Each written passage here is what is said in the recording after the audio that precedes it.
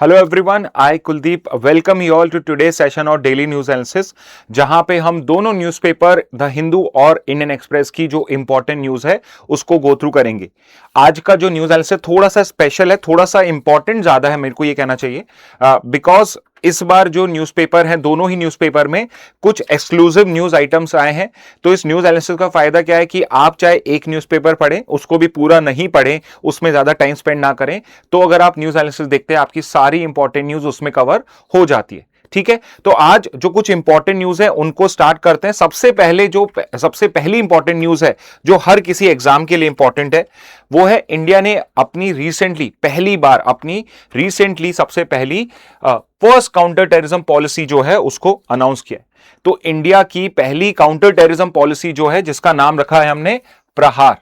Okay, अब ये प्रहार कैपिटल में दिख रहा है, तो ऑब्वियसली इसका एक फुल फॉर्म भी है। जो नेक्स्ट स्लाइड दिखेगी उसमें आपको उसके 7 की पिलर्स दिखाए जाएंगे जो प्रहार का फुल फॉर्म है। प्रहार एक एक्रोनिम है जो क्या डिनोट कर रहा है, इंडिया की पहली काउंटर टेररिज्म पॉलिसी। ठीक है, तो ये एक बहुत ही इंपॉर्टेंट आपके लिए टॉपिक है, आपके क्लैट एलेट के लिए भी, और इनकेस आपके कोई ब्रदर सिस्टर है या आपका कोई नोन है जो कोई कॉम्पिटिशन एग्जाम दे रहा है, तो उनके लिए भी ये one of the most important topic है इस साल का। क्यों है? क्योंकि ये इंडिया की पहली कॉम्प्रिहेंसिव काउंटर टेररिज्म पॉलिसी है। इससे पहले भी हम counter terrorism policy, anti terrorism policies को डिक्लेयर कर पाए हैं, उससे भी पहले हमने बताया है, बट इतना डिटेल में हमने कभी भी इस तरीके से कॉम्प्रिहेंसिवली इस तरीके से हमने उसको अनवील नहीं किया है। तो प्रहार जो है ये क्या है? इंडिया की पहली कॉम्प्रिहेंसिव काउंटर टेररिज्म पॉलिसी है। अब देखिए, इंटरनल सिक्योरिटी का जो मैटर है वो मिनिस्ट्री ऑफ होम अफेयर्स में आता है, इसलिए काउंटर टेररिज्म पॉलिसी किसने अनवील करी है? It is also ministry of home affairs. Okay, अब ये जो आपकी पॉलिसी है इसकी कोर फिलॉसफी जो है वो वैसे तो डिटेल में यहां पर भी गिवन है, लेकिन अगर आपको सिर्फ एक लाइन में उसको कहीं पे बताना है तो उसको हम कह सकते हैं it is based on the principle of zero tolerance against terrorism. Okay, अब ये जीरो टॉलरेंस अगेंस्ट टेररिज्म से मतलब क्या है? तो गवर्नमेंट ने ऑपरेशन सिंदूर के टाइम में जीरो टॉलरेंस का मतलब क्या होता है अगेंस्ट टेररिज्म का, उसको एक्सप्लेन किया था। और नेक्स्ट में आप देखोगे कि जीरो टॉलरेंस अगेंस्ट टेररिज्म का मतलब क्या है। तो यहां पे ऑपरेशन सिंदूर के टाइम में जो गवर्नमेंट ऑफ इंडिया है उसने ऑफिशियली एक प्रेस कॉन्फ्रेंस में डिक्लेयर करा था कि इंडिया अब टेररिज्म के अंदर में जो टेररिस्ट हैं, उनके फाइनेंशियर्स हैं और उनके सपोर्टर्स है, उनमें अब डिफरेंशिएट नहीं करेगा। कहीं ना कहीं पाकिस्तान को टारगेट करने की बात थी यहां पे कि जो एक्चुअल टेररिस्ट हैं उनको कोई फाइनेंस कर रहा है या डायरेक्टली या इनडायरेक्टली सपोर्ट कर रहा है, इन तीनों के अंदर में इंडियन गवर्नमेंट जो है वो डिफरेंशिएट नहीं करेगी और हर स्पीयर के अंदर में, हर सेक्टर में उनको काउंटर करेगी। ओके, तो यहां पे इस जो पॉलिसी है इसका मेन एम क्या है? तो हम यहां पे डिनाई करना चाहते हैं टू एनीवन और एवरीवन इन्वॉल्व्ड इन टेररिज्म कि उनको कहीं से भी फंड्स ना मिले, उनको कहीं से भी वेपन ना मिले और कहीं पर भी उनका सेफ हेवन जो है उनको ना मिले। तो कहीं ना कहीं हम डायरेक्टली यहां पे पाकिस्तान को भी काउंटर कर रहे हैं थ्रू दिस पॉलिसी। ओके, अगर मैं इसकी कोर फिलॉसफी पे आता हूं, कोर फिलॉसफी में क्या क्या है? ओके, तो ये कोर फिलॉसफी जो है ये इसके 7 पिलर्स में भी आपको देखने को मिलेगी नेक्स्ट स्लाइड के अंदर में। बट अगर शॉर्ट में हम कोर फिलॉसफी देखें कि किस पे प्रहार बेस्ड है, तो यहां पे सबसे इंपॉर्टेंट है intelligence led prevention. Okay, intelligence led prevention जो है वो सबसे इंपॉर्टेंट गोल है प्रहार का कि हमें टेररिस्ट एक्टिविटी होने से पहले ही उसे प्रिवेंट करनी है। सेकंड है इन केस अगर यहां पे इंटेलिजेंस फेलियर होता है और कोई टेररिस्ट एक्ट कहीं पर हो रहा है, तो उसमें हमें coordinated and standardise response mechanism develop करना है। तो अभी भी हर स्टेट की डिफरेंट सेंटर की एक रिस्पांस मैकेनिज्म होगा। तो हम यहां पे क्या कोशिश कर रहे हैं कि सेंटर और स्टेट के बीच में प्रॉपर कोऑर्डिनेशन हो और एक स्टैंडर्डाइज रिस्पांस मैकेनिज्म हो जिसके अकॉर्डिंगली हर कोई रिस्पॉन्ड कर पाए। थर्ड इज वेरी इंपॉर्टेंट, यहां पे एक बार इंसिडेंट हो गया तो अब उसको फ्यूचर में कैसे काउंटर करना है, उसके लिए अब हम एक whole of society approach follow करेंगे। ये होल ऑफ सोसाइटी अप्रोच क्या है मैं आपको की पिलर्स में अभी बताऊंगा। नेक्स्ट पे आते हैं, strong commitment to human rights, rule of law. यहां पे हम रिवेंज मोड में नहीं जाएंगे। ये क्या दिखा रहा है? हम रिवेंज मोड में नहीं जाएंगे। यहां पे हम जब भी टेररिज्म को काउंटर करेंगे so we would be respectful of the human rights and we would be respectful of the rule of law also. Human right से मतलब क्या है यहां पे, कि चाहे यहां पे टेररिस्ट हो, उनकी फैमिलीज हो, या दूसरे कंट्री के सिविलियंस इन्वॉल्व हो, कहीं ना कहीं पाकिस्तान को माइंड में रखिए हर इस फिलॉसफी को समझते हुए, तो हम उनके ह्यूमन राइट्स को रेस्पेक्ट करेंगे और रूल ऑफ लॉ, यानी जो कुछ भी प्रोसेस होगा वो एज पर लॉ ही कंडक्ट किया जाएगा। और वेरी इंपॉर्टेंटली यहां पे हम क्लियरली ये कह रहे हैं कि टेररिज्म जो है उसका किसी मजहब से, किसी ग्रुप से, किसी कम्युनिटी से कोई लेना देना नहीं है। Terrorism is not link to any religion, ethnicity और सिविलाइजेशन। तो यहां पे एथनिसिटी क्या है, तो जब हम नॉर्थ ईस्ट की बात करते हैं तो वहां पे हम ये नहीं कह रहे हैं कि ये एक रिलीजन से बिलोंग करते हैं या एथनिसिटी से बिलोंग करते हैं, इस एथनिसिटी के लोग जो हैं वो टेररिज्म में इन्वॉल्व होते हैं, इसके नहीं होते हैं। हम ऐसे डिफरेंशिएट नहीं कर रहे हैं। वो ना किसी रिलीजन से रिलेटेड है, ना किसी एथनिसिटी से रिलेटेड है, और ना ही किसी सिविलाइजेशन से रिलेट होता है। ओके, तो ये आपके प्रहार की कोर फिलॉसफी है। अब यहां पे सबसे इंपॉर्टेंट, ये जो प्रहार है इसका फुल फॉर्म क्या है। ओके, ऑल्दो ऐसा चांस कम है कि आपसे प्रहार का फुल फॉर्म पूछ लिया जाए, फिर भी आपको पता होना चाहिए कि प्रहार के की पिलर्स क्या हैं। ओके, तो यहां पे जो हर आपका फर्स्ट लेटर है वो एक स्पेसिफिक पिलर को यहां पे रिप्रेजेंट करता है। ओके, तो सबसे पहले जो हमने कोर फिलॉसफी में देखा, फर्स्ट स्टेप इसका है प्रिवेंशन। ऑब्वियसली प्रिवेंशन के लिए we have to strengthen our intelligence. Okay, यहां पे कहीं ना कहीं हम इंटेलिजेंस को स्ट्रॉन्ग करना चाहते हैं, उसको स्ट्रेंथन करना चाहते हैं। सेकेंड इज रिस्पॉन्स मैकेनिज्म, जहां पे हमारा फोकस कोऑर्डिनेशन को इंक्रीज करने पे है। It is to increase the coordination among different security forces. Third है एग्रीगेटिंग इंटरनल कैपेसिटीज। अगेन यहां पे कहीं ना कहीं हम कोऑर्डिनेशन भी करना चाह रहे हैं, और एग्रीगेट करना चाह रहे हैं, मतलब जो हमारी डिफरेंट कैपेबिलिटीज है डिफरेंट स्पीयर में, वो इंटेलिजेंस में हो सकती हैं, वो डिफरेंट फोर्सेस की हो सकती हैं, वो हमारे डिफरेंट डिफेंस सिस्टम हो सकते हैं, उन सबको हमें एग्रीगेट करना है। ओके, तो एग्रीगेट इंटरनल कैपेसिटी से मतलब क्या है कि हम यहां पे weaponry, defence forces and other things को एग्रीगेट करना चाहते हैं, उनको एक जगह पे यूज करना चाहते हैं। Fourth point, human right and rule of based processes. तो यहां पे जब भी हम कोई काउंटर टेररिज्म एक्ट करेंगे, so we would be respectful of the human rights and rule of law. तो ये सारे पॉइंट्स हम कोर फिलॉसफी में भी समझ चुके हैं। नेक्स्ट पे आते हैं, attenuating conditions enabling terrorism and countering radicalisation. तो यहां पे इसका मतलब क्या है कि जो कोई कंडीशन ऐसी है जो टेररिज्म को बढ़ाती हैं, रेडिकलाइजेशन को यहां पे बढ़ाती हैं, उनको हम काउंटर करेंगे।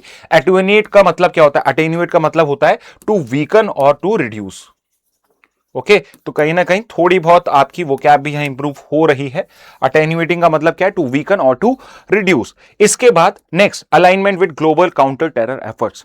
यहां पे इंडिया अपनी फाइट अकेले नहीं लड़ेगा, विल ट्राई कि जो लाइक माइंडेड कंट्रीज हैं उनके साथ हम अलाइन हो, और एक ग्लोबल काउंटर टेरर एफर्ट जो रन किया जा रहा है उसमें इंडिया भी अपना एक फ्रूटफुल कॉन्ट्रीब्यूशन प्रोवाइड करे।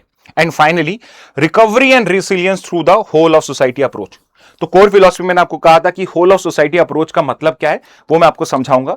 तो यहां पे हम बात कर रहे हैं वापस से उस इंसिडेंट से, अगर कहीं पे कोई इंसिडेंट हुआ है तो उससे कैसे रिकवर होंगे, उससे कैसे हम रिजिलियंस होंगे, मतलब कि हमें आगे जाके उसको फर्क ना पड़े, या फर्क तो पड़ेगा बट हम कोशिश ये करेंगे कि सोसाइटी को एज अ होल यहां पे कोई प्रॉब्लम फेस ना, और वापस से सोसाइटी जो है वो वापस से वाइब्रेंट हो सके, वापस से जो ब्रदरहुड की फीलिंग है, फ्रेटर्निटी जो है वो वापस से हम डेवलप कर चुके।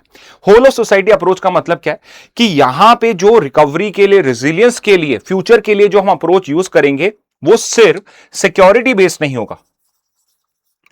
सिक्योरिटी बेस से मतलब क्या होता कि अगर कहीं पे लेट्स से कि कोई अगर टेरर इंसिडेंट हुआ है, लेट्स से जैसे मुंबई अटैक्स का हम एग्जांपल लेते हैं, तो वो सी रूट से वो लोग एंटर करे थे, तो यहां पे रिकवरी या रेजिलियंस के लिए हम क्या करते, हम सिक्योरिटी मेजर्स को बेटर कर दे in the ocean, in the sea, ठीक है।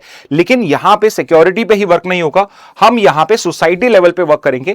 तो हम यहां पे जो डिफरेंट आपके ह्यूमन राइट के लॉयर्स होते हैं, ह्यूमन राइट्स के लॉयर्स, उनको इन्वॉल्व करेंगे। इसके अलावा बहुत सारे लोग होंगे जिनको टेरर की वजह से एक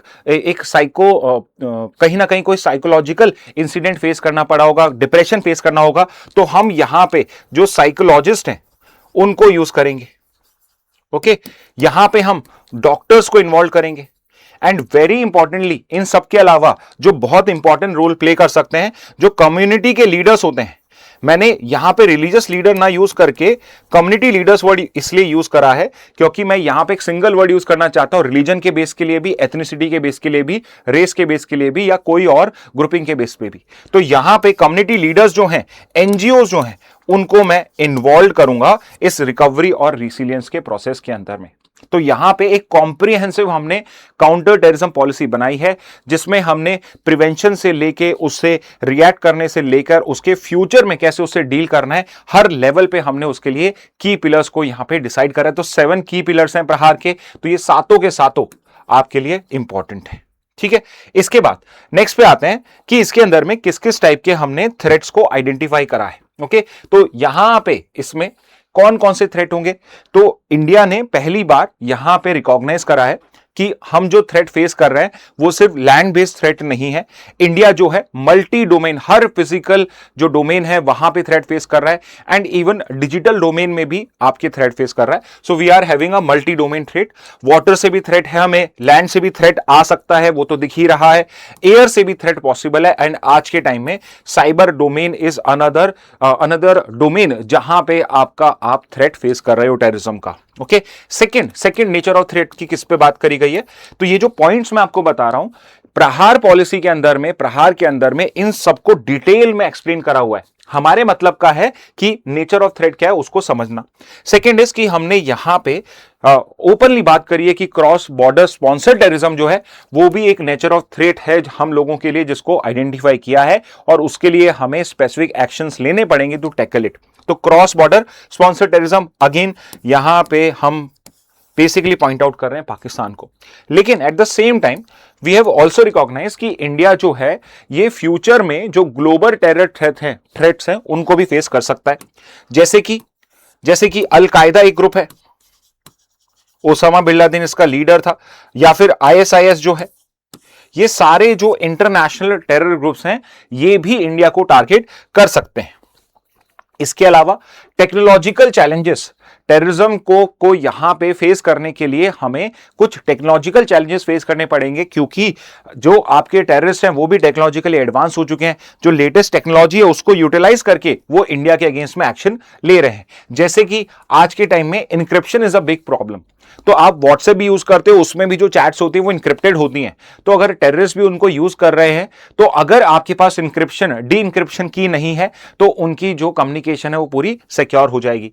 दूसरा है dark web. Dark web is what, तो dark web is that part of the internet which is not accessible by your normal website addresses. तो इसके लिए आपको अलग से करना पड़ता है, एक्सेस करना पड़ता है डार्क वेब को, और वहां पे टोटल एनोनिमिटी होती है। तो वहां पे टेररिज्म के लिए और आपके बाकी के जो सीवियर क्राइम्स होते हैं उन सब के लिए डार्क वेब को यूज किया जाता है। It is very difficult to trace कि यहां पे जो डीलिंग हो रही है, ट्रांजैक्शंस हो रहे हैं, वो कहां हो रहे हैं और किसके बीच में हो रहे हैं। Third is crypto wallets. तो आज के टाइम में जरूरी नहीं है कि फिजिकल मनी इन्वॉल्व हो, क्रिप्टो वॉलेट्स के थ्रू भी इन सब चीजों के लिए पेमेंट हो सकता है। तो कोई अगर यहां पे वेपन डीलर है तो वो यहां पे टेररिस्ट से कह सकता है कि आप मुझे फिजिकल मनी मत दीजिए, आप मुझे बिटकॉइन में पेमेंट कर दीजिए। तो यहां पे जो क्रिप्टो वॉलेट होते हैं, because of the technology involve, इनको ट्रेस कर पाना बहुत मुश्किल होता है। ओके, नेक्स्ट पे आते हैं। हमने रिकॉग्नाइज करा है कि ये सब भी हमारे फ्यूचर में इस टाइप CBRNED जो थ्रेट्स हैं ये भी इंडिया फेस कर सकता है। This is a common term use for these kind of offences. तो जहां पे भी weapons of mass destruction use होते हैं, ये सब क्या है, ये सब वेपन्स ऑफ मास डिस्ट्रक्शन, ये फर्स्ट फोर तो मैं कह सकता हूं, chemical, biological weapons, radiological, nuclear, explosive and digital material also. तो साइबर अटैक जो है उनको भी हमने CBRNED थ्रेट्स में काउंट करा है। ओके, अब आपको हो सकता है रेडियोलॉजिकल न्यूक्लियर में क्या डिफरेंस है वो समझ में ना आए, तो ये समझिए न्यूक्लियर अटैक जो होता है उसके अंदर में एक ब्लास्ट भी होता है, उसमें एक इमीडिएट इंजरीज होती हैं, डेथ्स होती हैं, प्लस उसमें से रेडियोलॉजिकल जो वेपन है वो भी हो सकता है, मतलब रेडियोलॉजिकल थ्रेट भी उससे है।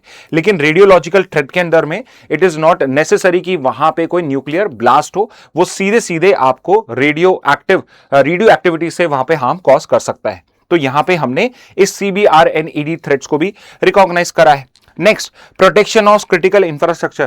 क्रिटिकल इंफ्रास्ट्रक्चर में इंडिया क्या क्या काउंट करता है, तो आपका रोड नेटवर्क हो गया, रेल नेटवर्क हो गया, आपकी पावर लाइंस हो गई, ओके, आपका टेलीकम्युनिकेशन हो गया, ओके, एक्सेट्रा।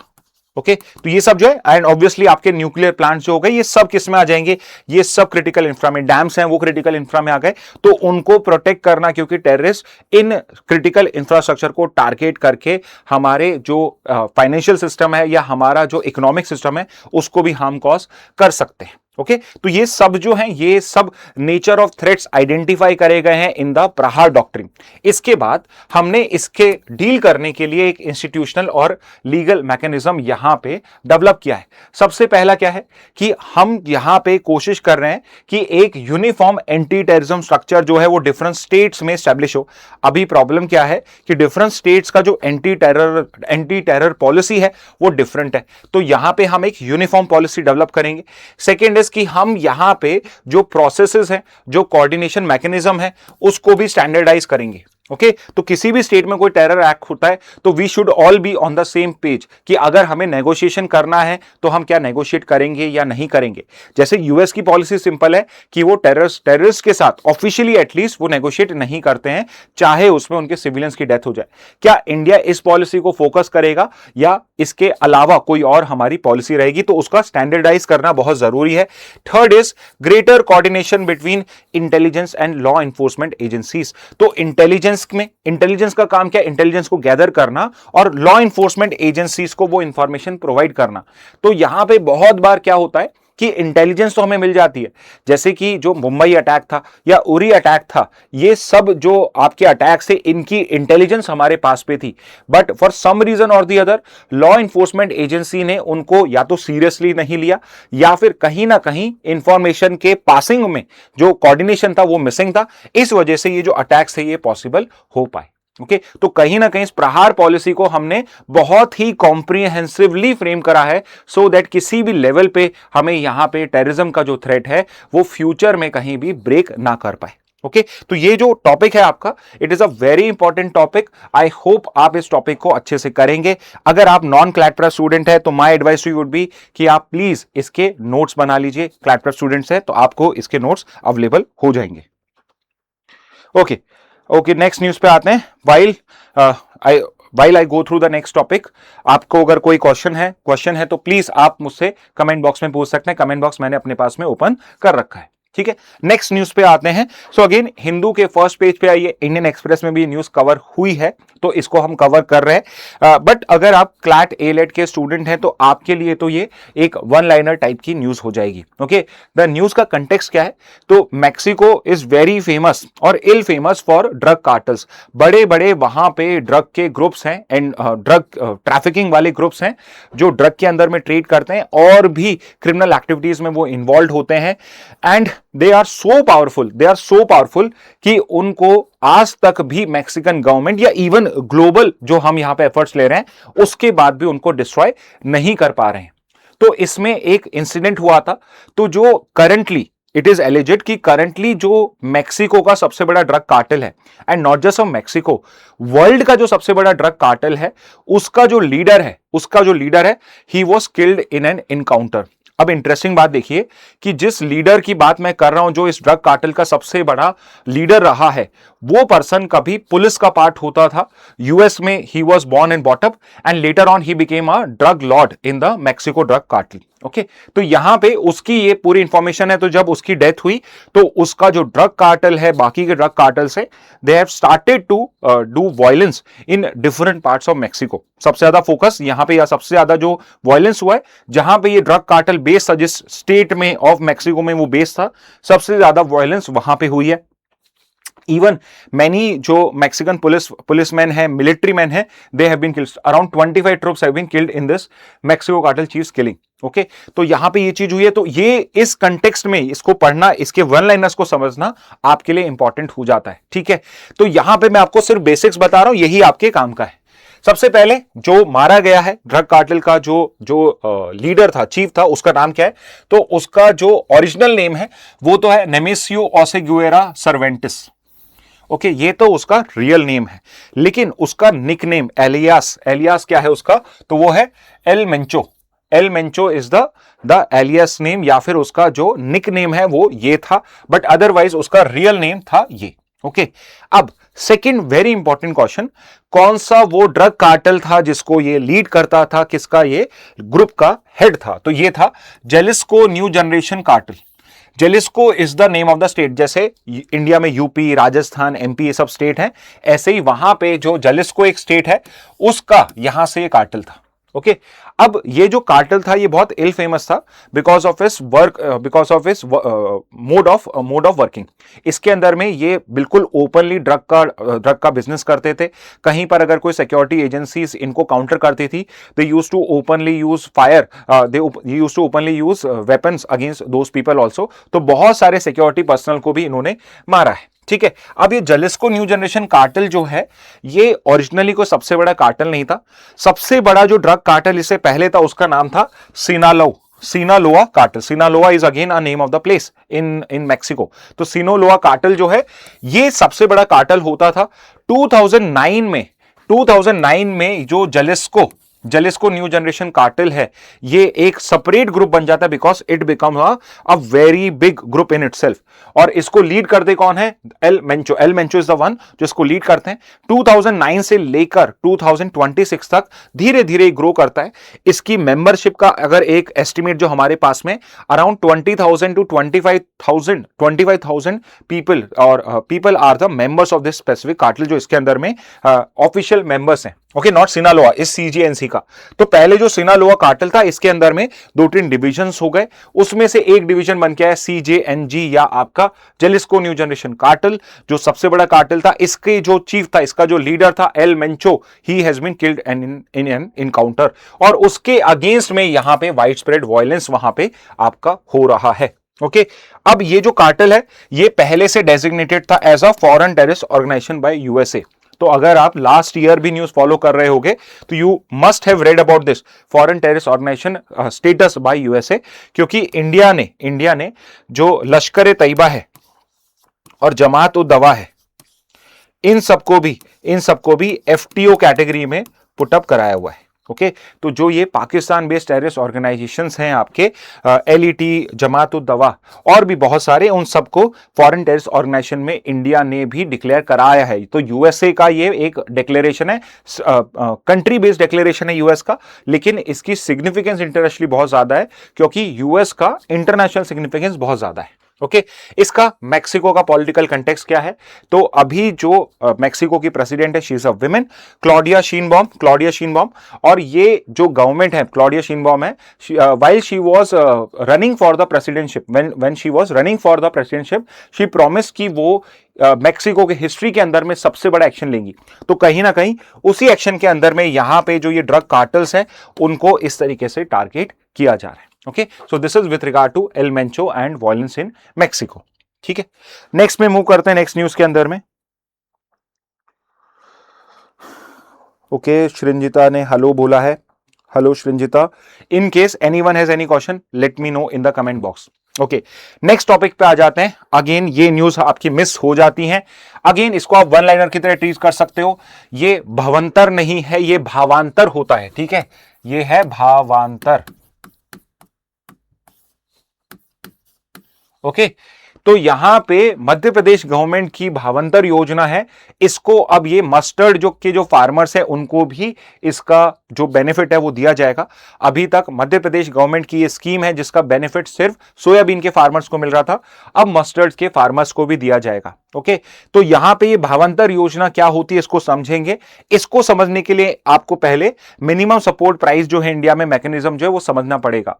तो इंडिया में हम बहुत सालों से 1960 70 से, नॉट 60 70 से हम ये मिनिमम सपोर्ट प्राइस की जो स्कीम है इसको रन कर रहे हैं। What is this scheme? कि यहां पे गवर्नमेंट डिफरेंट क्रॉप्स के लिए एक मिनिमम प्राइस डिक्लेयर करता है, और ये जो मिनिमम प्राइस डिक्लेयर करी जाती है क्रॉप्स के लिए, this would be the market price, minimum market price of that crop in the market. यानी कि चाहे गवर्नमेंट इस क्रॉप को बाय करे या कोई प्राइवेट जो आड़तिया होते हैं, आड़तिया बोला जाता है जो ग्रेन की ट्रेड करते हैं, ग्रेन ट्रेडर कह सकते हो आप, चाहे वो बाय करे, उसको मिनिमम ये सपोर्ट प्राइस जो डिक्लेयर करी गवर्नमेंट ने, इतना पेमेंट करना पड़ेगा। ओके, अब यूजुअली क्या है कि यहां पे आज के टाइम में तो हमारे पास में फूड सरप्लस है, but there was a time in India जब यहां पे भी फैमिन होते थे, यहां पे भी क्रॉप शॉर्टेज, फूड शॉर्टेज होता था। तो उस टाइम में गवर्नमेंट जो थी एमएसपी के ऊपर पे क्रॉप्स को, डिफरेंट क्रॉप्स को प्रोक्योर करती थी। ओरिजिनली ये जो आपका क्रॉप प्रोक्योरमेंट था, it was limited to rice and wheat, but later on it was extended to 23 crops. Currently 23 crops हैं और उसमें एक आपका शुगर केन भी आप ऐड कर सकते हो, जिसके लिए भी एमएसपी अनाउंस किया जाता है। ओके, तो ये गवर्नमेंट डिक्लेयर्ड मिनिमम प्राइस होते हैं सर्टेन क्रॉप्स के लिए, जो यहां पे कहीं ना कहीं इनकम सिक्योरिटी प्रोवाइड करती है। फार्मर को ये एश्योरेंस आ जाती है कि अगर मैं इस क्रॉप को ग्रो करूंगा तो मुझे इसकी ये मिनिमम प्राइस मिल जाएगी। ओके, तो यहां पे एक तो ये तरीका हो गया, लेकिन इसके अंदर में एक प्रॉब्लम क्या थी कि अगर लेट्स से कि बहुत सारा सरप्लस प्रोडक्शन हो गया है, तो कोई भी प्राइवेट ट्रेडर जो है वो उसको उस प्राइस पे बाय नहीं करेगा, क्योंकि अगर प्रोडक्शन ज्यादा है तो यहां पे लेट्स से अगर एमएसपी 400 रुपीज है, तो जो शायद ट्रेडर है उसके लिए शायद 250 तक भी शायद ज्यादा हो, क्योंकि बहुत सारा प्रोडक्शन हो चुका है। ओके, तो इसमें बहुत बार क्या था कि फार्मर्स को डिस्ट्रेस सेल करनी पड़ती थी। दे आर लाइक कि यार अगर मैंने बेचा नहीं तो मैं बहुत ज्यादा लॉस होगा, तो ठीक है मैं इसको, चाहे मेरी जो कॉस्ट है वो 300 रुपए है, लेकिन मैं 250 में भी बेचूंगा, बिकॉज आई वुड वांट कि मैं एटलीस्ट मेरा लॉस कम कर सकूं। ओके, तो यहां पे ये एमएसपी का था। दूसरा, इस एमएसपी में प्रॉब्लम क्या थी कि गवर्नमेंट का जो प्रोक्योरमेंट का इंटेंसिटी या लेवल है, उसकी एक लिमिट है, एक लिमिट से ज्यादा वो अपने गोडाउन्स में नहीं रख सकती है, और अभी हमारे जो गोडाउन्स है वो टोटली फुल है। तो इसका हमने एक ऑल्टरनेटिव यहां पे ट्राई किया, जो स्कीम है आपकी भावांतर योजना। तो स्टेट गवर्नमेंट जो है, 2 स्टेट गवर्नमेंट्स हैं आज के टाइम में जो ये भावांतर योजना रन करती हैं, जिसमें एक तो आपको दिख ही रहा है मध्य प्रदेश है, ये फर्स्ट स्टेट है जिसने इस टाइप की स्कीम को अनाउंस किया था, इंप्लीमेंट करा था। तो भावांतर, वैसे इसका पूरा नाम क्या है जो एमपी की है, इट इज भावांतर भुगतान योजना। ओके, नाम में ही आ रहा है भावांतर भुगतान योजना। ये क्या है? It is a type of price deficiency payment scheme. समझिए, बहुत सिंपल सी स्कीम है कि देखिए यहां पे जो गवर्नमेंट है, जैसे मस्टर्ड की बात कर रहे हैं, मस्टर्ड के लिए एक एमएसपी अनाउंस करेगी। Let's say that MSP is 500, it is ₹500। Okay, तो एमएसपी 500 है। लेट्स से मार्केट में जब फार्मर सेल करने जा रहा है, मार्केट में जो प्राइस मिल रही है उसको, दैट इज ₹400। ओके, मार्केट में उसको क्या मिल रही है? ₹400 मिल रही है। तो यहां पे जो फार्मर है वो 400 में जाके मार्केट में सेल कर देगा और उससे एक अपना बिल ले लेगा कि 400 की रेट पे मैंने इसको सेल करा है। तो यहां पे जो गवर्नमेंट है वो क्या करेगी, भाव का जो अंतर है ₹100 पर, जो भी जिस भी रेट पे गया है पर ₹100 के हिसाब से उसको उसका जो पेमेंट है वो प्रोवाइड कर देगी। तो इसके 2 फायदे हैं, एक तो यहां पे जो फार्मर है उसको डिस्ट्रेस सेल नहीं करनी पड़ रही है। दूसरा, इसका बड़ा बेनिफिट क्या है, यहां पे जो गवर्नमेंट है उसको प्रोक्योरमेंट भी नहीं करना है। ओके, वो भी नहीं करना पड़ रहा है, क्योंकि गवर्नमेंट जो है उसको प्रोक्योर करके करेगी क्या, उसे वो लेट से मार्केट में ऑक्शन करेगी, तो शायद जो प्राइस है उससे भी कम प्राइस में हो, तो मार्केट में मैनिपुलेशन के चांसेस भी कम होते हैं। लेकिन फार्मर्स या जो आड़तियां, दे आर ऑल्सो स्मार्ट, यहां पे दे नो कि भाई फार्मर्स को एक स्पेसिफिक रेट मिल जाएगी। तो लेट से अगर मार्केट में प्रोबेबल रेट जो है वो 450 या 500 थी, तो फार्मर से वो बात कर सकता है कि देख, तेरे को जो तेरा पैसा है वो मिल जाएगा, यहां पे एमएसपी 500 है, मैं तुझे 400 पे कर रहा हूं, ₹100 का जो पेमेंट है तू गवर्नमेंट से ले लेना। तो इस तरीके से भी मार्केट को थोड़ा बहुत मैनिपुलेट करा जा सकता है। ठीक है, एनीवे, तो ये एक स्कीम है भावांतर आपकी भुगतान योजना, भावांतर भुगतान योजना, जो एमपी गवर्नमेंट पहले सोयाबीन के लिए कर रही थी, अब उसको मस्टर्ड पे भी कराए। और दूसरी गवर्नमेंट कौन सी? दूसरी गवर्नमेंट है इसकी हरियाणा। दूसरी गवर्नमेंट है हरियाणा, जो इसी टाइप की स्कीम भावांतर भरपाई योजना करके उस स्कीम को लॉन्च किया हुआ है। वो भी 1-2 ही जो क्रॉप्स होते हैं आपके, कैश क्रॉप्स होते हैं, उसके लिए प्रोवाइड करती है। क्या सेंट्रल गवर्नमेंट को स्कीम है? यस, सेंट्रल गवर्नमेंट की भी स्कीम है। 21 हॉर्टिकल्चर प्रोडक्ट्स जो हैं उसके लिए पीएम आशा एक स्कीम है जो गवर्नमेंट ने लॉन्च करी है। ओके, तो ऐसी अभी प्राइस डेफिशिएंसी पेमेंट स्कीम को ट्राई करने के लिए 2 स्कीम तो स्टेट लेवल पे और एक सेंट्रल गवर्नमेंट की स्कीम है। ये 3 मेन स्कीम्स हैं आपकी जो अनाउंस्ड है। ठीक है, तो ये भावांतर योजना हो जाएगा। नेक्स्ट पे आते हैं। नेक्स्ट है रिलेटेड टू अ 2018 जजमेंट, जहां पे सुप्रीम कोर्ट ने ये एक सुप्रीम कोर्ट ने एक ऑब्जर्वेशन करी है कि जो 2018 के जजमेंट में हमने डायरेक्शन दी थी उसको मैनेज कर पाना, प्रैक्टिकली उसको रन कर पाना, it is a little difficult.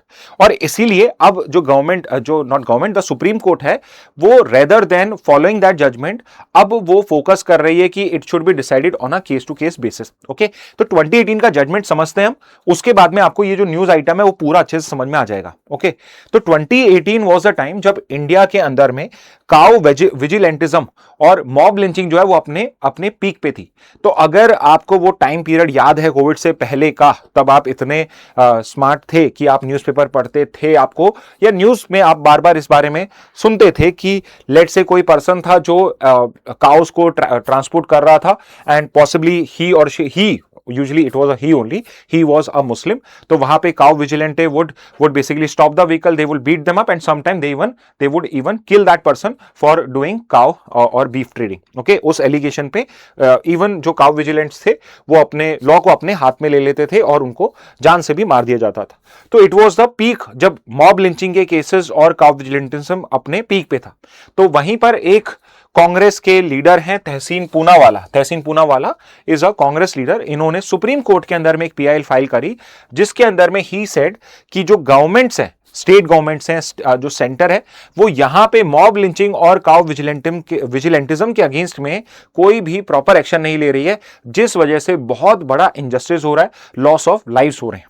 तो यहां पे इस केस के अंदर में सुप्रीम कोर्ट ने पहले तो ये कहा कि जो मोबोक्रेसी है, डेमोक्रेसी का क्या बना दिया, मोबोक्रेसी। ठीक है, मॉब प्लस डेमोक्रेसी, मोबोक्रेसी यानी रूल ऑफ मॉब। मोबोक्रेसी का मतलब क्या हो जाएगा, रूल ऑफ मॉब्स। ओके, उनका यहां पे रूल जो है it is antithetical to the rule of law, उसके प्रिंसिपली उसके अगेंस्ट में जा रहा है। और ये ड्यूटी है स्टेट की, ये स्टेट की ड्यूटी है, इस स्टेट की ड्यूटी से वो पीछे नहीं हट सकता है कि उसको हर केस के अंदर में सिटीजन्स को प्रोटेक्ट करना है, irrespective of their caste, religion, race और क्लास। हर एस्पेक्ट में आपको यहां पे स्टेट को प्रोटेक्ट करना है, ये सुप्रीम कोर्ट ने कहा। और सुप्रीम कोर्ट ने कुछ गाइडलाइंस लेट डाउन करी, उसको तीन डिफरेंट हेड्स के अंदर में डिवाइड करा गया, preventive measure, remedial measures and action against, punitive measures against the officials responsible. तो सबसे पहले यहां पे आपकी जो सुप्रीम कोर्ट है उसने जो गाइडलाइंस लेट डाउन करी उसमें प्रिवेंटिव मेजर्स क्या क्या बताए। इन्होंने बोला कि हर स्टेट में, हर डिस्ट्रिक्ट के अंदर में आपको एक नोडल ऑफिसर जो रिस्पॉन्सिबल होगा, जो अकाउंटेबल होगा फॉर मॉब लिंचिंग इंसिडेंट, कि अगर किसी डिस्ट्रिक्ट में मॉब लिंचिंग या काउ विजिलेंटिज्म के एक्शन हो रहे हैं, कि इंसिडेंट्स हो रहे हैं और वहां पे डिस्ट्रिक्ट का जो एडमिनिस्ट्रेशन है वो फेल कर रहा है, तो ये जो नोडल ऑफिसर होगा जो एसपी रैंक है उससे ऊपर होगा, यानी अ सीनियर पुलिस ऑफिसर जो होगा उसको यहां पे कोर्ट क्वेश्चन करेगा। Court would be questioning the nodal officer जो यहां पे इन्वॉल्व है। सेकेंड इज कि इट वांट कि यहां पे इंटेलिजेंस गैदरिंग करी जाए उन लोगों की जो इस टाइप के एक्ट्स में इन्वॉल्व होते हैं, सो दैट फ्यूचर में ऐसे इंसिडेंट्स ना हो। थर्ड क्या बोला कि जो आपके सेंसिटिव एरियाज हैं, जोन्स है, वहां पे रेगुलर पेट्रोलिंग करी जाए। फोर्थ इज कि पब्लिक अवेयरनेस कैंपेन्स रन करे जाए सो दैट फ्यूचर में ऐसे इंसिडेंट्स ना हो। एंड वेरी इंपॉर्टेंटली कि सोशल मीडिया के एज में अगर कहीं पे कोई फेक न्यूज है तो उसको कैसे हम कर्व कर सकते हैं, या अगर कोई यहां पे इन्फ्लेमेटरी हेट स्पीच दे रहा है तो उसको हम कैसे काउंटर कर सकते हैं, तो उसके लिए प्रिवेंटिव मेजर्स बताए। दूसरा, अगर ऐसे इंसिडेंट्स होते हैं तो उसमें रेमेडियल एक्शंस क्या लेने हैं। सबसे इंपॉर्टेंट कि यहां पे अगर कोई भी ऐसा लिंचिंग का केस होता है तो उसमें इमीडिएट वहां पे रजिस्ट्रेशन ऑफ एफआईआर करना है, क्योंकि इस केस में बहुत बार स्टेट गवर्नमेंट जो है because of the political pressure यहां पे एफआईआर भी फाइल नहीं कर रही थी। दूसरा है कि टाइम बाउंड इन्वेस्टिगेशन हो, इन्वेस्टिगेशन एक टाइम बाउंड मैनर में करी जाए। फास्ट ट्रैक ट्रायल्स हो इन डेजिग्नेटेड कोर्ट्स, मॉब लिंचिंग के केसेस को डील करने के लिए फास्ट ट्रैक कोर्ट्स बनाए जाए और वहां पे फटाफट से इसका डिसीजन निकाला जाए। फोर्थ इज कि अगर कोई विटनेस है और विक्टिम्स हैं, उनको यहां पे थ्रेट है कोई, तो उनको प्रॉपर प्रोटेक्शन मिले। एंड फाइनली जो विक्टिम्स हैं उनको कंपनसेशन भी दिया जाए under different victim compensation schemes. Okay, तो यहां पे ये रेमेडियल मेजर्स अनाउंस करेगा। तीसरे क्या बोले, प्यूनिटिव मेजर्स की जो डिपार्टमेंट है, जैसे पुलिस डिपार्टमेंट है या एडमिनिस्ट्रेटिव डिपार्टमेंट है, अगर उसके ऑफिशियल्स एक्शन नहीं लेते हैं तो उस केस के अंदर में डिपार्टमेंटल एक्शन हो और स्ट्रिक्ट एक्शन हो अगेंस्ट परपेट्रेटर्स ऑल्सो। तो यहां पे ये प्यूनिटिव मेजर जो थे वो अनाउंस करेगा। ओके अब 2026 के अंदर में एक पिटीशन आती है सुप्रीम कोर्ट के पास में, जिसमें पिटिशनर ये आर्ग्यू कर रहा है कि आपने जो ये गाइडलाइंस दी थी, अब मैं न्यूज़ पे आ चुका हूं, आपने जो ये गाइडलाइंस दी थी, जो डिफरेंट स्टेट्स गवर्नमेंट्स है they are failing to implemented, तो इनके अगेंस्ट में आप कंटेम्प्ट ऑफ कोर्ट का केस फाइल करा जाए और जो नोडल ऑफिसर्स थे वहां पे उनके अगेंस्ट में एक्शन के लिए आप यहां पे ऑर्डर पास करिए। ओके तो सुप्रीम कोर्ट ने यहां पे अब क्या कहा है, सुप्रीम कोर्ट ने कहा है कि जो पुराने डायरेक्शन थे वो अनमैनेजेबल हैं। अनमैनेजेबल क्यों है? क्योंकि देखिए डिस्ट्रिक्ट लेवल के ऊपर पे या किसी विलेज में इस टाइप के इंसिडेंट्स होते हैं तो सुप्रीम कोर्ट हर केस को इस तरीके से मैनेज नहीं कर सकता है। तो यहां पे कोर्ट ने क्या कहा है कि अगर किसी केस के अंदर में इफ यू फील लाइक कि इनजस्टिस हो रहा है, इस टाइप से प्रॉपर स्टेप्स नहीं लिए जा रहे, मॉब लिंचिंग को काउंटर नहीं किया जा रहा है, तो उस केस में आप केस टू केस बेसिस पे आप कोर्ट के पास में आ सकते हैं। लेकिन यहां पे कोर्ट जो है वो माइक्रो मैनेज नहीं कर सकता है। ओके तो ये सुप्रीम कोर्ट ने अब क्लियर कर दिया है। ओके तो ये टॉपिक है, ये समझने का ज्यादा है। ठीक है नेक्स्ट पे आ जाते हैं। President unveils bust of Rajaji hills move to shed colonial mindset.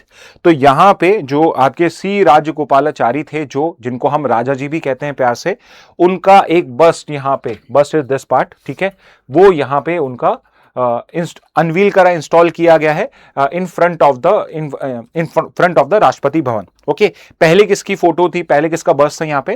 पहले यहाँ पे बस था एडवर्ड ल्यूटेंस का। एडवर्ड ल्यूटेंस कौन थे? Edward Lutyens was a British architect जिन्होंने बहुत सारी मेजर बिल्डिंग्स को डिजाइन करा था दिल्ली में, जिसमें से जो वाइस रॉय लॉन्च है, जो आज के टाइम में राष्ट्रपति भवन है, वो उनकी डिजाइन प्रॉपर्टी थी। और इसके अलावा और भी कुछ इंपॉर्टेंट प्रॉपर्टी, जैसे कि हमारा जो पुराना पार्लियामेंट हाउस था, that was also by Edward Lutyens only. Okay तो ये सब जो है वो उन्होंने डिजाइन करा था। लेकिन अब जो गवर्नमेंट है वो ये क्लेम करती है, या उसका ये पॉइंट ऑफ व्यू है कि ये जो बस्ट हैं, ये सब जो बिल्डिंग्स हैं, these all are representation of the of India being a colony. तो हमें उस माइंडसेट से बाहर निकलना है और अब हम वहां पे जो उनके सिंबल्स है, कॉलोनियल सिंबल्स हैं, उनको हम हमारे नेशनल सिंबल से, नेशनल लीडर्स के सिंबल से रिप्लेस कर रहे हैं। तो कहीं ना कहीं उस कॉलोनियल माइंडसेट को ही शेड करने के लिए हमने एडवर्ड ल्यूटेंस के बस्ट को रिमूव करके यहां पे आपका राजा जी के बस्ट को इंस्टॉल किया है। ओके तो यहां पे सी राजगोपालाचारी राजा जी के बारे में कुछ इंपॉर्टेंट फैक्ट्स हम समझ लेते हैं कि ये जो पर्सन है, क्यों ये इतने इंपॉर्टेंट थे और जिस पोजीशन पे ये थे वो पोजीशन भी ब्रिटिशर्स के टाइम पे बहुत इंपॉर्टेंट होती थी। इतनी इंपॉर्टेंट कि they were the one who were actually ruling the India. आप आज के टाइम में उनको कंपेयर करो, मैं बात कर रहा हूं गवर्नर जनरल की, अगर आज के टाइम उनको कंपेयर करा जाए तो इंडिया का जो प्राइम मिनिस्टर होता है, governor general was equivalent to prime minister of India at that time. Okay so इतने पावरफुल लोग थे। तो जो सी राजगोपालाचारी थे या राजा जी थे, वो भी इस इंपॉर्टेंट पोजीशन को होल्ड कर चुके हैं। ओके तो यहां पे उनके बारे में इंपॉर्टेंट इंफॉर्मेशन पढ़ेंगे, but at the same time because वो पहले गवर्नर जनरल ऑफ इंडिया थे, first governor general of independent India थे, first Indian to be the governor general of India थे सी राजगोपालाचारी। तो हम वाइस रॉय, गवर्नर जनरल, उनके बारे में भी थोड़ी बहुत डिटेल्स को पढ़ेंगे। एक दो आपको मैंने पॉइंट्स जो है एडवर्ड ल्यूटेंस के बारे में भी प्रोवाइड कर दूंगा। ओके इन केस आपका कुछ क्वेश्चन है, प्लीज क्वेश्चन आप कमेंट बॉक्स में पूछते रहिए। ओके एक चीज मैं कर सकता हूं यहां पे, जब तक नेक्स्ट स्लाइड आती है आप मुझे 2-3 क्वेश्चंस के आंसर दीजिए। पहला क्वेश्चन मेरा क्या है? पहला क्वेश्चन है मेरा आपसे कि इंडिया के first governor general of Bengal कौन थे? तो कमेंट बॉक्स में आंसर करिए, first governor general of Bengal. और ये आपको जल्दी से आंसर करना है क्योंकि नेक्स्ट स्लाइड में सारे आंसर्स हैं। ठीक है, अगर आप रिकॉर्डेड सेशन देख रहे हैं तो भी ट्राई करिए इन क्वेश्चंस का आंसर करने का कमेंट बॉक्स में before you go through the real answers in the next slide. Second question आपका हो जाएगा, question is first governor general of India. Next question is first viceroy of India. ठीक है, तो ये आपको मेरे को फर्स्ट बताने हैं, लास्ट जो इसमें कुछ हैं वो हम अभी नेक्स्ट स्लाइड के अंदर में डिस्कस करेंगे। Okay, while I go through this slide तब तक आप बाकी के आंसर करिए। ओके, तो सबसे पहले ये फर्स्ट स्टेप हम कर चुके हैं। न्यूज में क्यों है कि इनका यहां पे हमने जो एडवर्ड ल्यूटेंस का जो बस्ट था उसको रिप्लेस कराया विद द सी राजगोपालीज बस्ट। ओके, इनका फुल नेम क्या था? चक्रवर्ती राजगोपालाचारी इनका फुल नेम था। पॉपुलरली इनको राजा जी कहा जाता था। इंपॉर्टेंस क्या है इनकी? तो ये इंडिया के लास्ट गवर्नर जनरल थे। ओके ये इंडिया के लास्ट गवर्नर जनरल थे और ये only Indian governor general of independent India थे। ओके इसको आप इंडिपेंडेंट इंडिया छोड़िए, आप अगर यहां से ये भी हटा दोगे independent, he was the only Indian governor general of India also, क्योंकि इंडिपेंडेंस से पहले हमने किसी भी इंडियन को गवर्नर जनरल बनाया ही नहीं था, ब्रिटिशर्स ने तो इंडियंस को बनाया ही नहीं था। तो ये इंडिपेंडेंट इंडिया के भी थे और ये India only Indian governor general भी रह चुके हैं। ओके तो यहां पे I am waiting for your answers कि आप इनमें से किसी का भी ये जो क्वेश्चंस 3 क्वेश्चंस मैंने आपसे पूछे इनके आप आंसर कर सकें तो ओके ओके तो यहां पे ये थे आपके, लेट्स सी कि आप आंसर कर पाते हैं। ओके सो एडविन ल्यूटिन्स कौन थे? तो ये एक ब्रिटिश आर्किटेक्ट थे, इन्होंने कई इंपॉर्टेंट बिल्डिंग्स बनाई है जिसमें जहां पे इनका जो बस्ट रिप्लेस करा गया है वो है राष्ट्रपति भवन, जो बिल्डिंग इन्होंने डिजाइन करी थी। इंडिया गेट जो है the very famous India Gate that was also designed by Edwin Lutyens only. Okay इसके बाद गवर्नर जनरल और वाइस रॉय के कुछ इंपॉर्टेंट आपको पॉइंटर्स बता रहा हूं। Believe me governor general viceroy का अगर क्वेश्चन आएगा तो वैसे आपकी मॉडर्न हिस्ट्री में भी हम पढ़ते हैं, लेकिन जो यहां सारे इंपॉर्टेंट पॉइंटर्स है ना इसमें से ही क्वेश्चन आने वाला है। ओके अगर गवर्नर जनरल और वाइस रॉय का क्वेश्चन आता है। ओके सबसे पहले गवर्नर जनरल जो था उसका पर्पस क्या था? So governor general of India was the person जो इंडिया में ब्रिटिश एडमिनिस्ट्रेशन को रन करता था। So he was the main person जो इंडिया में ब्रिटिशर्स की जो गवर्नमेंट है उसको रन कर रहा है। तो आप समझ जाइए गवर्नर जनरल जो बाद में वाइसरॉय भी बना, those were equivalent to prime minister of India only. Okay तो यहां पे कौन सा लॉ था जिसमें गवर्नर जनरल की पोस्ट को क्रिएट करा गया? ओके तो सबसे पहले जो लॉ आया था that was the regulating act of 1773। Regulating act of 1773 जिसमें पोजीशन क्रिएट करी गई गवर्नर जनरल ऑफ बंगाल। याद रखना रेगुलेटिंग एक्ट 1773 से गवर्नर जनरल ऑफ बंगाल की पोस्ट आई है, ना कि गवर्नर जनरल ऑफ इंडिया की। ओके और as per it first governor general of Bengal कौन बने? It was Warren Hasting. Okay तो यहां पे पहले गवर्नर जनरल इन इंडिया तो वो हो जाएंगे वॉरेन हेस्टिंग, बिकॉज वो इंडिया में बंगाल के पहले गवर्नर जनरल थे। लेकिन अगर आपसे पूछा जाए first governor general of India तो 1773 के एक्ट से गवर्नर जनरल ऑफ इंडिया की पोस्ट नहीं आई थी, गवर्नर जनरल ऑफ बंगाल की पोस्ट आई थी, बाद में मद्रास और बॉम्बे की आई थी। ओके लेकिन जो गवर्नर जनरल ऑफ इंडिया की पोस्ट है वो आई थी चार्टर एक्ट ऑफ 1833 से। ओके तो गवर्नर जनरल ऑफ इंडिया की पोस्ट कहां से आई थी? Charter act of 1833। और चार्टर एक्ट ऑफ 1833 के बाद जो first governor general of India बने आपके Lord William Bentinck. Okay so ये बन जाएंगे first governor general of India. Okay तो थोड़ा सा क्वेश्चन को पढ़ते हुए इतना सा ध्यान रख लेना कि भाई आपसे first governor general in India पूछा है या ऑफ इंडिया पूछा है, थोड़ा सा इसमें एक माइन्यूट सा डिफरेंस है, तो ये चीज आप याद रख सकते हो। ओके इसके बाद नेक्स्ट बाद में 1857 का जब रिवोल्ट होता है या जिसको हम फर्स्ट वॉर ऑफ इंडिपेंडेंस कहते हैं, उसके बाद जो जो ब्रिटिश गवर्नमेंट है इट रियलाइजेस कि हम बिजनेस एज यूजुअल नहीं कर सकते हैं और हमें यहां पे कुछ चेंजेस करने की जरूरत है, इसलिए वो यहां पे एक नया लॉ लेकर आते हैं, गवर्नमेंट ऑफ इंडिया एक्ट 1858 लेकर आते हैं वो, और यहां से जो ब्रिटिश क्राउन है वो डायरेक्टली रन करना स्टार्ट कर देता है इंडिया को। तो यहां पे जो गवर्नर जनरल की पोस्ट होती थी, अब गवर्नर जनरल की पोस्ट ब्रिटिश क्राउन को भी रिप्रेजेंट करता है और उसको एक नया टाइटल दिया जाता है विच इज वाइसरॉय। ओके तो ये समझना हो कि भाई वाइसरॉय कौन होता था, तो वाइसरॉय रॉयल कुछ आ रहा है, रिप्रेजेंटेटिव्स ऑफ ब्रिटिश मोनार्क, तो जो ब्रिटिश क्राउन को रिप्रेजेंट करने वाला पर्सन था तो वाइसरॉय। ओके तो सिंपली ऐसे समझिए कि जो गवर्नर जनरल था उसी को ही एक और टाइटल दे दिया गया। और पहले वाइसरॉय ऑफ इंडिया कौन थे? तो 1857 रिवोल्ट के टाइम में Lord Canning was the one जो वहां पे पूरे शो को रन कर रहे थे, और उसके बाद में जब यहां पे गवर्नमेंट ऑफ इंडिया एक्ट आया so he continue to be the governor general of India and उनको एक नया टाइटल भी दिया गया विच इज वाइसरॉय। ओके तो lord Canning was the first viceroy. और सिमिलरली जो वाइसरॉय का ऑफिस है ये 1947 15 अगस्त 1947 तक, जब तक हम इंडिपेंडेंट नहीं हुए थे तब तक वाइसरॉय का ऑफिस रन करता रहा, उसके बाद ये अबॉलिश हो गया और उस वजह से लास्ट वाइसरॉय ऑफ इंडिया थे लॉर्ड माउंटबेटन। ठीक है तो 47 में इंडिया इंडिपेंडेंट हो जाता है तो वाइसरॉय का ऑफिस एंड हो जाता है, लेकिन अभी भी इंडिया ने खुद का कॉन्स्टिट्यूशन फ्रेम नहीं करा है। इंडिया ने अभी तक खुद का कॉन्स्टिट्यूशन फ्रेम नहीं करा है। कॉन्स्टिट्यूशन हमारा फ्रेम होता है कब जाके 1950 में। Okay, it is completed on in 1949, 26 नवंबर 1949, और हम इंप्लीमेंट करते हैं ऑन 26 जनवरी 1950 में। ओके, तो उस पीरियड में हम क्या थे? डोमिनियन ऑफ इंडिया थे। We were not a republic of India, we were only dominion of India. अभी भी हम ब्रिटिश मोनार्क के under, not British monarch, but we were under, we were still not fully sovereign. ठीक है, तो आप ऐसे कह सकते हो डोमिनियन ऑफ इंडिया के अंदर थे हम।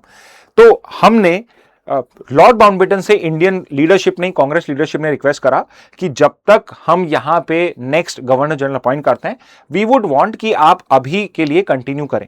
तो जब इंडिपेंडेंट इंडिया हुआ तो लॉर्ड माउंटबेटन जो थे, he continued as the governor general of independent India. तो first governor general of independent India कौन थे? लॉर्ड माउंटबेटन थे। यह भी बहुत इंपॉर्टेंट पॉइंट है। क्यों? क्योंकि आप यहां पे हो सकता है सी राजगोपालाचारी को टिक कर दे, लेकिन याद रखना first governor general of independent India थे आपके लॉर्ड माउंटबेटन। ठीक है, उसके बाद में 48 में इट वाज सी राजगोपालाचारी। जब लॉर्ड माउंटबेटन वापस ब्रिटेन चले जाते हैं तो फिर 1948 में सी राजगोपालाचारी जो हैं, राजा जी जो हैं, ये इंडिया के पहले इंडियन गवर्नर जनरल बनते हैं। और जब रिपब्लिक बन जाता है इंडिया, तो यहां पे गवर्नर जनरल के ऑफिस को अबॉलिश कर दिया जाता है, and now we have the office of president. Okay, so I hope you know who was the first president of India. तो आप मुझे कमेंट बॉक्स में first president of India and first vice president of India बताइए। Okay, so answer me in the comment box who was the first president of India and who was the first vice president of India. Okay, तो यहां पे ये post जो है governor general की abolish कर दी जाती है। ओके ओके, श्रवनी पालीकर ने आंसर करा है first viceroy lord Canning, बिल्कुल सही आंसर है आपका। Nice. Okay, what about others? No one else has answered any of the questions. Anyway, Indian Express से न्यूज देख लेते हैं। हिंदू की न्यूज और भी हैं, बट वो सारी वन लाइनर्स हैं। ओके, सो यहां पे इंडिया जो है, अब इंडिया ने अप्लाई करा है to be a full member of an important organisation. ये इसके पीछे छुप गया है, that is your International Energy Agency. मैं यहां लिख देता हूं इंटरनेशनल, तो लिखा हुआ ये एनर्जी एजेंसी लिख देते हैं, शॉर्ट में जिसको हम IEA कह सकते हैं। ओके, तो यहां पे इंटरनेशनल एनर्जी एजेंसी का फुल मेंबर बनने के लिए इंडिया ने अप्लाई पहले ही कर दिया था। ओके, तो अब यहां पे अगर इंडिया फुल मेंबर बनना चाहता है तो करंटली जो इंटरनेशनल चार्टर है जिससे IEA क्रिएट हुआ है, वो अलाउ नहीं करता है। क्यों नहीं करता है? क्योंकि IEA का जो चार्टर है, चार्टर क्या होता है? मेन डॉक्यूमेंट जिससे कोई बॉडी क्रिएट करी जाती है। ओके, जिसमें सारे पावर्स फंक्शन दिए होते हैं। तो IEA का जो चार्टर है, जो 73-74 में अडॉप्ट किया गया था, वो ये स्पेसिफिकली कहता है कि सिर्फ एक ऑर्गेनाइजेशन के जो मेंबर्स हैं, फुल मेंबर्स हैं, सिर्फ वो ही इसके मेंबर्स बन सकते हैं। और वो ऑर्गेनाइजेशन है OECD। OECD का फुल फॉर्म क्या है? Organisation for Economic Cooperation and Development. Okay, तो एक टास्क दे रहा हूं मैं आपको, आप मुझे बताइए OECD का हेडक्वार्टर कहां पे है? तो कमेंट बॉक्स में आंसर करिए, OECD का हेडक्वार्टर कहां पे है? ओके, तो ये IEA जो है, ये 1974 में स्टैब्लिश करी गई थी after world face it's first oil crisis. तो ग्लोबल ऑयल क्राइसिस हुआ था 1973 में, जब यौम किपुर वॉर इजराइल और बाकी अरब स्टेट्स में होता है। और उस टाइम में जो अरब स्टेट्स हैं, to counter western dominance, oil के प्राइसेस को इंक्रीज कर देते हैं, जिससे पहली बार आपका ऑयल क्राइसिस होता है 1973 के अंदर में। ओके, तो 1973 में होता है because of the oil embargo during the यौम किपुर वॉर, जो अरब कंट्रीज वेस्टर्न कंट्रीज पे उन सब पे इंपोज कर देते हैं। तो उसके काउंटर में कि फ्यूचर में ऐसा कभी इंस्टेबिलिटी ना हो, तो ये एक IEA क्रिएट करा जाता है with the objective of stabilising global oil supplies, कि कैसे हम ऑयल सप्लाईज को स्टेबल कर सकते हैं। इस पर्पस के लिए आपका IEA क्रिएट करा जाता है। How to reduce dependence on imported oil and how to create an emergency response mechanism. तो इमरजेंसी रिस्पॉन्स मैकेनिज्म में इसने क्या सजेस्ट करा? जितने भी IEA के मेंबर्स होंगे, उन सबको थोड़ा बहुत अपना नेचुरल रिजर्व बना के रखना पड़ेगा ऑफ ऑयल, कि आप पहले से अपने रिजर्वॉयर्स क्रिएट करके रखिए कि इन केस अगर ऐसे एम्बार्गो होता है फ्यूचर में, तो आपके पास में 90 डेज 120 डेज तक का, यानी करीब करीब 6 महीने का आपके पास में ऑयल अवेलेबल होना चाहिए, सो दैट आपको कोई बड़ा इंपैक्ट ना हो। ओके, तो इस पर्पस के लिए हमने इंटरनेशनल एनर्जी एजेंसी क्रिएट करी गई। ओके लेकिन इसके मेंबर्स क्या थे, इसकी मेंबरशिप जो है वो लिमिटेड है to OECD members, open only to OECD members. Currently OECD में 45 कुछ मेंबर्स हैं, उसमें से 33 जो हैं वो आईईई के मेंबर्स हैं। ओके 2015 में आईए ने अपने डोर्स को ओपन करा और वहां पे एसोसिएट मेंबर्स करके, जिनको हम अदरवाइज ऑब्जर्वर्स भी कहते हैं, इस कैटेगरी के अंदर में डिफरेंट कंट्रीज को भी एंट्री अलाउ करी। तो जो नॉन ओईसीडी कंट्रीज हैं they can become associate members. Associate members और फुल मेंबर में फर्क क्या होता है? एसोसिएट मेंबर जो होते हैं वो पार्टिसिपेट तो कर सकते हैं, ओके तो ये पार्टिसिपेट तो कर सकते हैं, बैठ तो सकते हैं मीटिंग में, बट वोट नहीं मिलता। तो एक तरीके से आप कह सकते हो कि ये नॉन वोटिंग मेंबर्स होते हैं। अब इंडिया को क्या चाहिए? इंडिया को चाहिए कि because India is going to be a big market of energy, इसलिए इंडिया वांट्स कि मेरे को डिसीजन मेकिंग के अंदर में भी राइट्स होना चाहिए। तो हम 2017 में एसोसिएट मेंबर तो बन चुके थे, 2023 में हमने फुल मेंबरशिप के लिए अप्लाई कर दिया। लेकिन प्रॉब्लम क्या है कि इस फुल मेंबरशिप के लिए या तो आपको ओईसीडी आईए के चार्टर को अमेंड करना पड़ेगा, या फिर आपको एक स्पेसिफिक एक्सेप्शन क्रिएट करना पड़ेगा इंडिया के लिए। Okay why does India want it? Because India wants to be part of the decision making now. Okay so this is with regard to IEA. Okay next पे आते हैं, कोई news तो miss नहीं होगी मेरी। यस नेक्स्ट पे आ जाते हैं। नेक्स्ट न्यूज है, अगेन ये सारे जो पॉइंट्स आपको दिख रहे हैं, इमेज जो दिख रही है, it is full of one liners for you all. BAFTA awards होते हैं, ब्रिटिश अकेडमी अवार्ड्स होते हैं, जिसके अंदर में मूवीज को, टीवी शोज को ये अवार्ड दिया जाता है। तो इस बार सबसे ज्यादा जो अवार्ड जीते हैं वो एक बहुत अच्छी मूवी ने जीते हैं। If you have time you can watch it, but you have to be 18+ I think. Oh anyway 2026 के बाफ्टा अवार्ड जो है वो अनाउंस करे गए हैं। तो उसमें कौन कौन से अवार्ड्स, अब देखिए बहुत सारे अवार्ड्स हैं, इसके अलावा भी बहुत सारे अवार्ड्स होते हैं। आपके लिए काम के अवार्ड्स कौन से हैं? तो इस बार सबसे इंपॉर्टेंट जो अवार्ड है आपके लिए वो है नॉट द बेस्ट फिल्म इसके अंदर में, that is the best children and family film. Okay तो उसमें सबसे इंपॉर्टेंट मूवी कौन सी इस बार के बाफ्टा अवार्ड्स में? That is which is the best children and family film of the 2026 BAFTA. ये अवार्ड किसको मिला है? क्योंकि ये अवार्ड मिला है एक मूवी को जिसका नाम है बूम। बूम करके मूवी है। What is special about this movie? This movie is directed by a Indian director and it's an Indian movie. तो ये मणिपुर के अंदर में बेस्ड है। ओके मणिपुर में बेस्ड है, और ये एक इंडियन डायरेक्टर की और एक Indian film company Excel Entertainment, Farhan Akhtar का नाम सुना हो आपने, ठीक है, तो इंडियन कंपनी ने बनाई हुई मूवी है और इंडियन डायरेक्टर है इसका। ओके कौन है इंडियन डायरेक्टर इसका? ये आपका आज का जो 21st क्वेश्चन है वो यही है कि इस मूवी का इंडियन डायरेक्टर का नाम क्या है।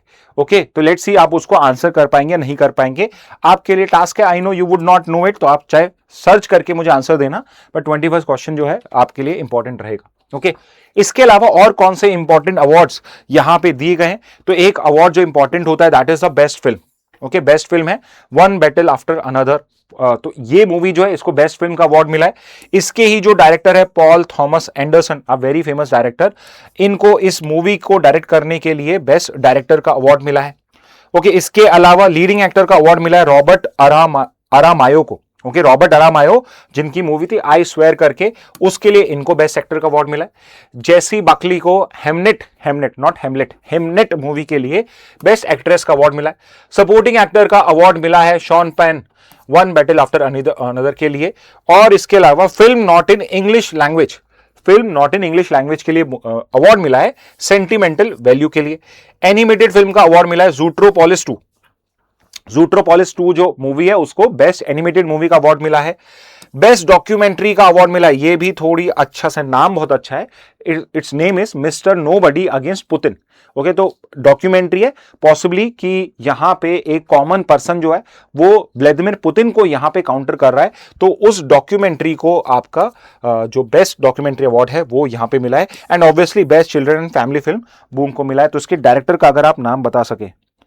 अभिजीत सिंह ने कहा है फरहान अख्तर, बिल्कुल गलत आंसर है। फरहान अख्तर की एक्सेल एंटरटेनमेंट है और उसकी जो वो प्रोड्यूसर है इस मूवी के, उन्होंने पैसा दिया है डायरेक्टर को इस मूवी को डायरेक्ट करने के लिए। ठीक है मणिपुर में जो डिफरेंट टेंशन चलती रहती है डिफरेंट एथनिसिटीज में, उस पे ये मूवी बेस्ड है। Okay it's a family movie. Okay, तो बूम को मिला है, इसके डायरेक्टर कौन है वो मुझे कोई और बताइए प्लीज, एनीवन जो इसका आंसर कर सकते हैं। ओके, तो ये हो गया with regard to it. Next पे आते हैं, एक और मैंने आपको कहा था वन लाइनर में आपको बहुत सारे देने वाला हूं। तो parliamentary groups to seek legislative ties worldwide, तो यहां पे लोकसभा के जो स्पीकर है ओम बिरला, उन्होंने एक नए ग्रुप्स बनाए हैं, लोकसभा में नए नए ग्रुप्स बनाए हैं जिनको बोला जा रहा है पार्लियामेंट्री फ्रेंडशिप ग्रुप्स। ओके, अब ये पार्लियामेंट्री फ्रेंडशिप ग्रुप क्या है, आप नाम से अगर समझ पा रहे हो, पार्लियामेंट के मेंबर्स इसमें होंगे और ये यहां पे फ्रेंडशिप प्रमोट करेंगे। Okay, so it's a group जो फ्रेंडशिप को प्रमोट करने के लिए यहां पे क्रिएट करा गया है। ओके, डिफरेंट कंट्रीज में, तो लेट्स से इसमें ये नहीं है कि बीजेपी के मेंबर्स होंगे, डिफरेंट पॉलिटिकल पार्टीज के इसमें मेंबर्स बनाए जाएंगे और ये एक डेलीगेशन क्रिएट करेंगे और डिफरेंट कंट्रीज में जाएंगे जहां पे ये डिफरेंट या रेगुलर डायलॉग करेंगे, लेजिस्लेटिव प्रैक्टिसेस एक दूसरे से एक्सचेंज करेंगे, कैसे हम और बेटर कर सकते हैं लेजिस्लेचर को, और ट्रेड, टेक्नोलॉजी, कल्चर और शेयर ग्लोबल चैलेंजेस पे हम वहां पे कैसे कॉपरेट कर सकते हैं, इसके बारे में हम डिस्कशन करेंगे। तो इस पर्पस के लिए हमने ये पार्लियामेंट्री फ्रेंडशिप ग्रुप जो है वो क्रिएट करा है। ओके, और इसमें कौन होगा, इसमें डिफरेंट पॉलिटिकल लीडर्स होंगे। तो पार्लियामेंट्री फ्रेंडशिप ग्रुप जो है it is created by Lok Sabha. Okay, तो ये भी एक वन लाइनर आपके लिए हो जाएगा। एक और वन लाइनर है एंड यूजुअली मिस आउट हो जाती है ऐसी न्यूज, क्योंकि आया तो बहुत बड़ा आर्टिकल है बट इसमें से सिर्फ एक वन लाइनर हमें निकालना है। तो आपका जो नेदरलैंड्स है, डच जो है, नेदरलैंड जो है, वहां पे एक प्राइम मिनिस्टर, एक क्या, नेदरलैंड्स ने पहली बार एक ओपनली गे पर्सन को अपना प्राइम मिनिस्टर जो है वो इलेक्ट करा है। And he is not just openly gay but he is also the youngest ever prime minister of the Netherlands. Okay, और कौन है वो पर्सन, वो उनका नाम है Rob Jetten. Okay, this guy, okay, Rob Jetten, जो he is just 38 years old और ओपनली गे हैं, ही हैज ओपनली डिक्लेयर्ड कि उनका एक मेल पार्टनर है उनके साथ में। दूसरी चीज ये क्या है, यंगेस्ट एवर प्राइम मिनिस्टर भी हैं डच के। ओके, तो ये दोनों इंपॉर्टेंट पॉइंट्स हो जाएंगे with regard to Rob Jetten. Okay, तो ये पॉइंट भी आप कहीं पे लिख सकते हो। ठीक है, तो स्टूडेंट्स ये सब थे आपके आज के important news headlines from the both newspaper. Now it is time to the most awaited your 20 GK question and +1 bonus question आप सबके लिए। तो अगेन सेम चीज फिर से रिपीट कर रहा हूं, कैसे आंसर्स करना है आपको। तो देखिए, क्वेश्चन होगा तो क्वेश्चन नंबर और उसके साथ में जो करेक्ट ऑप्शन है 1A, 1B, 1C, 1D, इस तरीके से आप आंसर करेंगे। Okay, so I am waiting for your answers in the chat box. So let's start with the first question. Okay, तो फर्स्ट क्वेश्चन है आपका, प्रहार जो है वो इंडिया की पहली क्या है, what is the speciality of Prahaar. Okay, what is speciality of Prahaar, क्या है ये इंडिया की फर्स्ट काउंटर टेररिज्म पॉलिसी है। तो फर्स्ट का आंसर क्या हो जाएगा, ए। सेकंड पे आ जाते हैं, El Mencho was the leader of which cartel. El Mencho जो है वो कौन से कार्टेल को लीड कर रहा था। ओके, चार हैं यहां पे, वो किसको कर रहा था, it was I think JNGC। Okay, Jalisco new generation cartel. तो 2 का आंसर है डी। ओके, नेक्स्ट पे मूव करते हैं, थर्ड पे, who is the current president of Mexico, कौन है current president of Mexico, it is Claudia Sheinbaum. तो थर्ड का आंसर क्या हो जाएगा, सी। फोर्थ पे आते हैं, भावंतर योजना जो है क्रॉप से रिलेटेड, वो किससे डील करती है, क्या क्रॉप इंश्योरेंस है, लॉन वेवर है, डायरेक्ट इनकम ट्रांसफर है, नहीं, it is price deficiency payment scheme. तो फोर्थ का आंसर हो जाएगा सी। फिफ्थ पे आ जाते हैं, फिफ्थ का आंसर क्या है, भावंतर भुगतान योजना किस स्टेट गवर्नमेंट ने लॉन्च करी थी, तो इट इज मध्य प्रदेश। हरियाणा की क्या है, भावंतर भरपाई योजना। ओके, इन दोनों स्टेट की कोई योजना नहीं है, तो फिफ्थ का आंसर हो जाएगा D.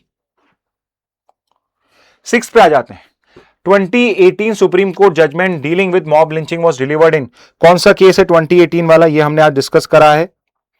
Okay, what is that case, okay, so that case is 2018 का Tehseen Poonawalla versus union of India. चारों जो केसेस है, चारों सबसे इंपॉर्टेंट केसेस, चारों इंपॉर्टेंट केसेस हैं आपके वैसे। ओके, नेक्स्ट पे मूव करते हैं, seventh, who was the only Indian governor general of independent India. तो ये तो टॉपिक हमने डिटेल में पढ़ा ही है, आई एम श्योर फटाफट से आंसर कर दोगे। सेवेंथ का आंसर है सी। एट पे आ जाते हैं, who was the first governor general of Bengal, Bengal के पहले गवर्नर जनरल कौन थे, पहले गवर्नर जनरल कौन थे सबसे पहले, तो वो थे वॉरेन हेस्टिंग्स। तो एट का आंसर है बी। 9th पे आ जाते हैं, who was the last viceroy of India, last viceroy पूछा है तो इंडिपेंडेंट इंडिया से जस्ट पहले कौन था वाइसरॉय और governor general, it was lord Mountbatten, तो 9th का आंसर हो जाएगा C. Hi Kreena, you are from 10th, okay 10th class, yes, so please answer this question अगर आपने ये देखा है तो, और कोई स्पेसिफिक क्वेश्चन है you can ask in the comment box. पहले governor general of independent India कौन थे, who was the first governor general of independent India, कौन थे भाई पहले गवर्नर जनरल इंडिपेंडेंट इंडिया के, it was Lord Mountbatten, 10th का answer A.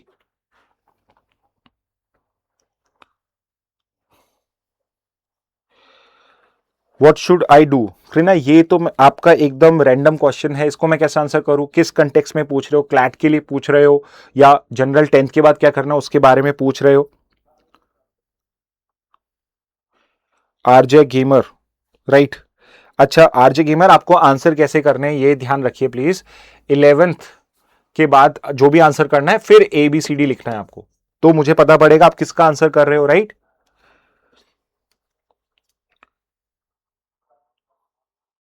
Okay, who design the viceroy house now known as Rashtrapati Bhavan, वहीं से इनका जो बस्ट है उसको रिमूव कर दिया गया है, एडविन ल्यूटिन्स ने बनाया था, 11th का आंसर है सी। 12th पे आ जाते हैं, Rob Jetten recently in news as the youngest ever and first openly gay prime minister belongs to which country, Rob Jetten जो हैं जो ओपनली गे और पहले या यंगेस्ट प्राइम मिनिस्टर हैं किस कंट्री के हैं, तो वो हैं नेदरलैंड्स के, ठीक है, नेदरलैंड्स को ही हम के लोगों को हम डच कहते हैं, 12th का ए हो जाएगा। Next, IEA international Energy agency establish कब हुआ था, वो स्टैब्लिश्ड इन, जो बताइए इसका आंसर क्या दोगे, 1973 का जो वॉर था उसके बाद हुआ था, 1974 में, 13th का आंसर है डी। हेडक्वार्टर कहां पे है IEA का, where is the headquarter of International Energy Agency, वो है आपका पेरिस में, okay it is in Paris, 14th का आंसर डी। 15th पे आ जाते हैं, 1973 का ऑयल क्राइसिस किस वॉर से ट्रिगर हुआ था, तो 1973 में जो ऑयल क्राइसिस था it was in context of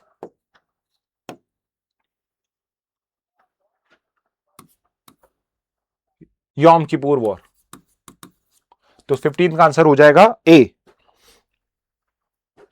Kareena Panchal, अगर आप अभी भी हैं इस पे चैट बॉक्स में तो you can contact us through the phone numbers 9549547770, वहां पे आपके जो डाउट्स है वो सॉल्व कर दिए जाएंगे, ओके 15th का आंसर है ए।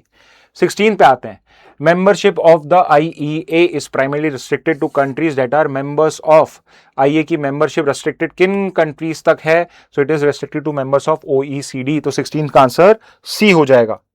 17th, आरजी गेमर आंसर करिए please, in 2015 the IEA allowed non OECD countries to join as, कैसे करा था, एज एसोसिएट मेंबर्स, तो 17th का B. 18th, which film von the best film award at the BAFTA awards, BAFTA awards में best film award किसको मिला था, so it is been awarded to One Battle After Another, 18th का answer हो जाएगा सी। 19th पे आ जाते हैं, who won the best director award eight BAFTA, best director award किसको मिला था, so it was won by the director of one Battle After another जिनका नाम है पॉल थॉमस एंडरसन, तो 19th का आंसर है B. 20th, the Indian Manipuri film that won best children family film is, कौन सी को मिला है, बूम को। एंड फाइनली 21 का आंसर आप कर सकते हैं क्या, बोनस क्वेश्चन, डायरेक्टर कौन है इस फिल्म बूम का, हु इज द डायरेक्टर, तो ये सब जो हैं ये सब बाफ्टा से रिलेटेड है। पॉल थॉमस एंडरसन को आपका बेस्ट डायरेक्टर का अवार्ड मिला है, जेसी बकली को बेस्ट एक्ट्रेस का अवार्ड मिला है हेमनेट के लिए, शॉन पेन को वन बैटल आफ्टर अनदर में बेस्ट सपोर्टिंग एक्टर का मिला है, लेकिन लक्ष्मी प्रिय देवी जो हैं वो हमने डिस्कस नहीं करी थी, this was the bonus question, she is the director of film boom, इनको बेस्ट डायरेक्टर तो नहीं मिला बट इनकी मूवी को best children and family film का अवार्ड मिला है, तो 21st का आंसर हो जाएगा ए। ओके, सो आई होप आप सारों के आंसर सही से कर पाएंगे, ठीक है। सो स्टूडेंट्स ये थे आपके 21 questions. RJ sir I am preparing for NDA, okay yes, आप NDA के लिए प्रिपेयर कर रहे हैं तो इसको भी आप यूज कर सकते हैं, ओके।